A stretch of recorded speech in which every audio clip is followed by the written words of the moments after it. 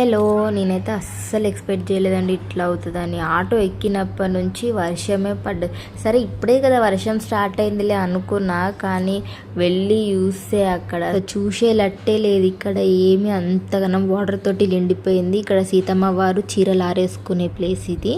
నేను భద్రాచలం చిన్నప్పటి నుంచి వస్తున్నా, కానీ ఈ ప్లేసెస్ ఎప్పుడు చూడలేదు. సో అంత ఆశగా అయితే చూడడానికి వచ్చినా కానీ చూసేలట్టే లేదు. నెక్స్ట్ అయితే పర్ణశాల వెళ్ళినాం.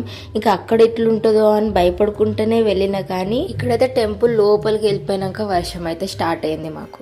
ఇక్కడ ఈ పర్ణశాల కూడా అంత అనిపించలేదు నాకు. మా ఆయన ఎంత బిల్డప్ కొట్టిండంటే అంత బాగుంటుంది ఇంత బాగుంటుంది అని చెప్పి, కానీ ఆయన 10 years ముందు వెళ్ళిండంట, ఇప్పుడు కాదు. నిజానికి నేనైతే మూవీలో చూపించినట్టు ఉంటుందేమో అని ఎక్స్పెక్ట్ చేసిన, కానీ అక్కడ అట్లా లేదు. నాకైతే అంత ఎక్కువ ఫీల్ అయితే రాలేదు. కాకపోతే కొంచెం ఏదో అనిపించింది తప్పించి, అంత అవన్నీ కట్టేసేసరికి దగ్గరకోలేక దూరం నుంచి చూసి అంత ఫీల్ అయితే ఏం రాలేదు. ఇక్కడ సీతమ్మ పాదాలు రామయ్య పాదాలు కూడా ఉన్నాయి, కానీ మనం చూసే వరకే లట్టున్నాయి. ఇక్కడ టచ్ చేయడానికే లేదు. ఇంకా బయటకు వచ్చేసరికి అన్ని చెట్లు అయితే పెట్టిరు ఇక్కడ బాగా.